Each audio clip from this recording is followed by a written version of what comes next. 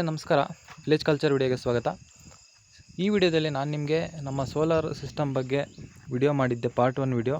ಅದರಲ್ಲಿ ಬಹಳ ಜನ ಇದ್ರ ಬಗ್ಗೆ ಖರ್ಚು ಎಷ್ಟಾಗಿದೆ ಮತ್ತು ಎಷ್ಟು ಪ್ಯಾನಲ್ ಹಾಕಬೇಕು ಮತ್ತು ನೀವು ಇನ್ಸ್ಟಾಲೇಷನ್ ಯಾವ ಥರ ಮಾಡಿದ್ದೀರಾ ಅನ್ನೋದ್ರ ಬಗ್ಗೆ ಭಾಳ ಜನ ಪ್ರಶ್ನೆ ಕೇಳಿದ್ರಿ. ಸೊ ಅದ್ರ ಪಾರ್ಟ್ 2 ವಿಡಿಯೋ ಇದು. ಈ ವಿಡಿಯೋದಲ್ಲಿ ನಾನು ನಿಮಗೆ ನಮ್ಮ ಸೋಲಾರ್ ಪ್ಯಾನಲ್ಗೆ ಆಗಿರ್ತಕ್ಕಂಥ ಖರ್ಚು ಮತ್ತು ಇನ್ಸ್ಟಾಲೇಷನ್ ಖರ್ಚು ಮತ್ತು ಮೇಂಟೆನೆನ್ಸ್ ಯಾವ ಥರ ಮಾಡ್ತೀವಿ ಅನ್ನೋದ್ರ ಬಗ್ಗೆ ಸಂಪೂರ್ಣವಾಗಿ ನಾನು ಈ ವಿಡಿಯೋದಲ್ಲಿ ಮಾಹಿತಿಯನ್ನು ನಿಮಗೆ ತಿಳಿಸ್ಕೊಡ್ಲಿಕ್ಕೆ ಪ್ರಯತ್ನ ಪಡ್ತೀನಿ. ಈ ವಿಡಿಯೋ ಇಷ್ಟ ಆಗಿದರೆ ದಯವಿಟ್ಟು ವಿಡಿಯೋಗೆ ಒಂದು ಲೈಕ್ ಮಾಡಿ, ಅದೇ ರೀತಿ ಈ ವಿಡಿಯೋಗೆ ಒಂದು ಶೇರ್ ಮಾಡಿ, ಮತ್ತು ನಮ್ಮ ಯೂಟ್ಯೂಬ್ ಚಾನಲ್ಗೆ ಸಬ್ಸ್ಕ್ರೈಬ್ ಮಾಡೋದ್ರ ಮುಖಾಂತರ ನೀವು ಕೂಡ ನಮಗೆ ಸಹಾಯ ಮಾಡ್ಬೋದು. ವಿಡಿಯೋ ಸ್ಟಾರ್ಟ್ ಮಾಡೋಣ. ಸ್ಟಾರ್ಟ್ ಮಾಡೋದಕ್ಕಿಂತ ಮುಂಚೆ ನಮ್ಮ ಯೂಟ್ಯೂಬ್ ಚಾನಲ್ ಈ ದಿನ 5,000 ಸಬ್ಸ್ಕ್ರೈಬರ್ಸನ್ನು ಕ್ರಾಸ್ ಮಾಡಿದೆ. ಈ ಶುಭ ಸಂದರ್ಭದಲ್ಲಿ ನಿಮ್ಮೆಲ್ಲರಿಗೂ ಹೃತ್ಪೂರ್ವಕ ಅಭಿನಂದನೆಗಳನ್ನು ಸಲ್ಲಿಸಲಿಕ್ಕೆ ಇಷ್ಟಪಡ್ತೇನೆ. ತುಂಬ ಹೃದಯದ ಧನ್ಯವಾದಗಳು. ಹೀಗೆ ಟಾಪಿಕಿಗೆ ಬರೋಣ. ನೋಡಿ, ಈಗ 4 ಪ್ಯಾನಲ್ ಇದೆ ನೋಡಿ. 130 ಅಂದರೆ 165 ವ್ಯಾಟ್ದು 2 ಪ್ಯಾನಲ್ಲು, 100 ವ್ಯಾಟ್ದು 2 ಪ್ಯಾನಲ್ಲು. ಈ ಟೋಟಲ್ 4 ಪ್ಯಾನಲ್ ಕಾಸ್ಟ್ ಬಂದುಬಿಟ್ಟು ನನಗೆ 25,000 ಆಗಿದೆ. ಈಗ ಸುಮಾರು ಒಂದು 4 ವರ್ಷದ ಹಿಂದೆ. ಈಗ ಅದು ಜಾಸ್ತಿನೂ ಇರ್ಬೋದು, ಕಡಿಮೆ ಇರ್ಬೋದು. ಅಂದರೆ ಒಂದು 5,000 ಸಾವಿರ ವ್ಯತ್ಯಾಸ ಆಗ್ಬೋದು ಎಲ್ಲ ಪ್ಯಾನಲ್ಗೆ. 100 ವ್ಯಾಟ್ ಪ್ಯಾನಲ್ಗೆ ನನಗೆ 3,000 ರೂಪಾಯಿ ಬಿದ್ದಿತ್ತು. ಒಂದೊಂದು ಪ್ಯಾನಲ್ಲು 6,000 ಆಯಿತು. ಮತ್ತು 165 ವ್ಯಾಟ್ ಪ್ಯಾನಲ್ಲು ನಾನು ಅವಾಗ ತಗೊಂಡಾಗ 8,000 ಆಗಿತ್ತು ಲೂಮಿನಸ್ಸು. ಅದು ನನಗೆಲ್ಲ ಕಾಸ್ಟ್ ಬಂದುಬಿಟ್ಟು ಎಲ್ಲ ಟ್ರಾನ್ಸ್ಪೋರ್ಟೇಷನ್ ಎಲ್ಲ ಸೇರಿ 9,000 ಚಾರ್ಜ್ ಆಗಿತ್ತು. ಸೆಕೆಂಡ್ 165 ವ್ಯಾಟ್ ಪ್ಯಾನಲ್ಗೆ ನನಗೆ ಸುಮಾರು ಒಂದು 6,000 ರೂಪಾಯಿನೂ ಚಾರ್ಜ್ ಆಗಿದೆ.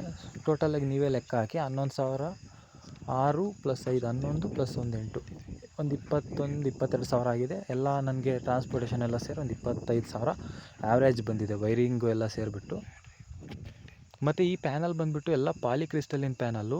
ಲೂಮಿನಸ್ ಕಂಪ್ನಿ ಮತ್ತು ಝನ್ ಸೋಲಾರ್ ಕಂಪ್ನಿ 2 ಕಂಪ್ನಿಯನ್ನು ನಾನು ಯೂಸ್ ಮಾಡಿದ್ದೀನಿ.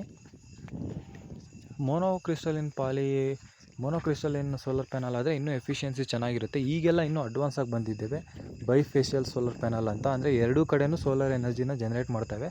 ಇದು ಕೇವಲ ಟಾಪ್ ಕಾರ್ನರ್ ಅಂದರೆ ಮೇಲ್ಗಡೆ ಮಾತ್ರ ಸೋಲಾರ್ ಎನರ್ಜಿಯನ್ನು ಜನರೇಟ್ ಮಾಡುತ್ತೆ.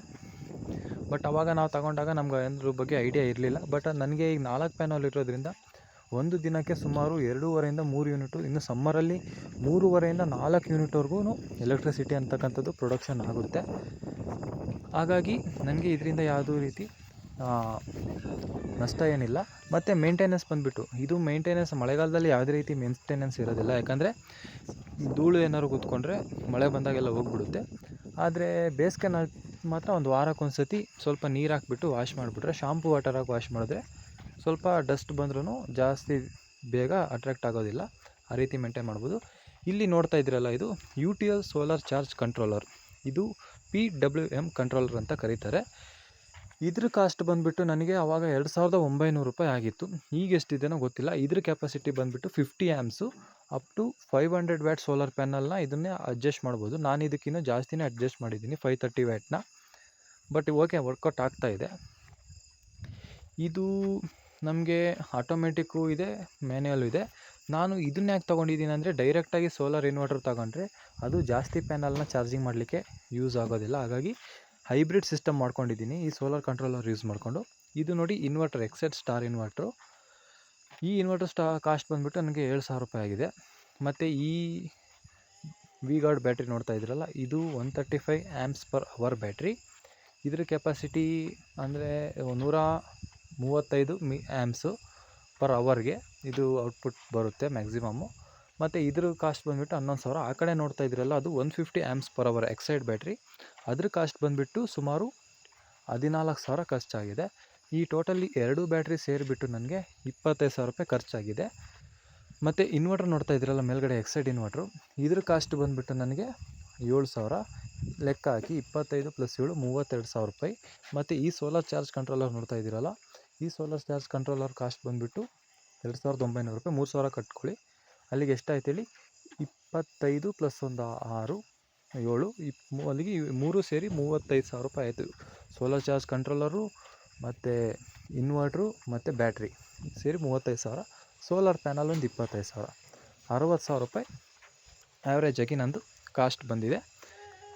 ಈ 60,000 ನಿಮಗೆ ಇದು ಜಾಸ್ತಿ ಲಾಸ್ ಆಯಿತಾ ಅಂದ್ಕೊಂಡ್ರೆ, ಬಟ್ ಈಗ ನಮಗೆ ಇದು ಅರ್ಜೆಂಟ್ ನೀಡಿದೆ. ಯಾಕಂದರೆ ಎಮರ್ಜೆನ್ಸಿ ಸಿಚುವೇಷನ್ನು. ಇಲ್ಲಿ ತೋಟದಲ್ಲಿ ನಾವು ಮನೆ ಕಟ್ಕೊಂಡಾಗ ಪವರ್ ಸಪ್ಲೈ ಇರೋದಿಲ್ಲ. ಯಾಕಂದರೆ ಇದು ಪಂಪ್ ಸೆಟ್ ಲೈನು. ಕೇವಲ ಒಂದು ದಿನಕ್ಕೆ ಡೇ ಟೈಮಲ್ಲಿ 3 ಅವರು, ನೈಟ್ ಟೈಮ್ 4 ಅವರ್ ಕರೆಂಟ್ ಇರುತ್ತೆ.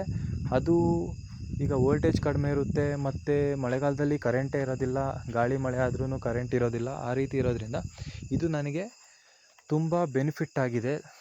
ತುಂಬ ಎಮರ್ಜೆನ್ಸಿ ಟೈಮಲ್ಲಿ ನಾನು ಊರಲ್ಲಿದ್ದಾಗ, ನಮ್ಮ ಮನೆಯಲ್ಲಿದ್ದಾಗ ಕೂಡ ನನಗೆ ಒಂದು ಸತಿನಾದರೂ ಜಾಸ್ತಿ ಸತಿ ಪವರ್ ಕಟ್ ಆಗಿದ್ದರೆ ನಾನು ಇಲ್ಲಿ ಇದೆಲ್ಲ ಸಿಸ್ಟಮ್ ಮಾಡ್ಕೊಂಡಾಗಿಂದ ಇದುವರೆಗೂ ಒಂದು ಸತಿನೂ ಪವರ್ ಕಟ್ ಬಂದಿಲ್ಲ, ಪವರ್ ಡ್ರಾಪು ಆಗಿಲ್ಲ. 24x7 non stop current use ಮಾಡ್ತಾಯಿದ್ದೀವಿ. ನಮ್ಮ ಶೆಡ್ಡಿಗಾಗಲಿ, ಮನೆಗಾಗಿರಲಿ, ಹೊರಗಡೆ ನಾನು ಲೋಡ್ ಹೇಳಿದ್ನಲ್ಲ ಲಾಸ್ಟ್ ವೀಡಿಯೋದಲ್ಲಿ, 20 ಬಲ್ಪು, ಒಂದು Aquaguard filter, TV, home theatre, setup box ಮತ್ತು ಮಿಕ್ಸರ್ ಗ್ರೈಂಡರು ಕಂಪ್ಲೀಟಾಗಿ ಎಲ್ಲ ರನ್ ಆಗುತ್ತೆ ಇದೆರಡು ಬ್ಯಾಟ್ರಿನಲ್ಲಿ. ಈ 2 ಬ್ಯಾಟ್ರಿ ಕೆಪಾಸಿಟಿ ಬಂದುಬಿಟ್ಟು 3 ಯೂನಿಟ್ವರೆಗೂ ಕರೆಂಟ್ನ ಸ್ಟೋರ್ ಮಾಡ್ತವೆ. ಅದರಿಂದ ನನಗೆ ಯಾವುದೇ ರೀತಿ ತೊಂದರೆ ಇಲ್ಲ ಕರೆಂಟ್ ಸ್ಟೋರು. ಯಾಕಂದರೆ ಈಗ ಮಳೆ ಜಾಸ್ತಿ ಬಂದು ಸ್ವಲ್ಪ ಸನ್ಲೈಟ್ ಕಡಿಮೆ ಇದ್ದಾಗ ಕರೆಂಟ್ ಪ್ರೊಡಕ್ಷನ್ ಕಡಿಮೆ ಇರುತ್ತೆ. ಒಂದಿನ ಕಡಿಮೆ ಇದ್ದಾಗ ಹಿಂದಿನ ದಿನ ಚಾರ್ಜ್ ಆಗಿದ್ದರೆ ನೆಕ್ಸ್ಟ್ ಡೇಗೆ ನನಗೆ ಯೂಸ್ ಆಗುತ್ತೆ.